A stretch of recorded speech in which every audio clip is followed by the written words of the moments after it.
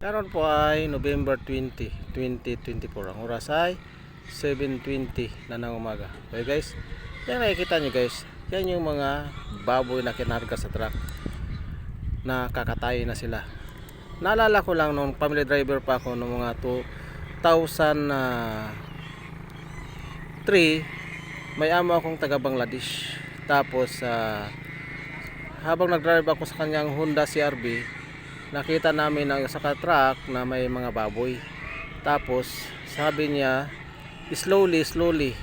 Tapos habang nag-slow ako, nakasunod sa truck na may mga kargang baboy, nagdadasal sila guys sa baboy. O taga Bangladesh yun, nagdadasal sila. Nagtatrabaho yun siya sa Asian Development or EDB Ortigas. Grabe guys, alam nyo, kung ako lang maraming pera, kung hindi lang ako mamatay, ibabangga ko yung CRV doon sa truck na may baboy.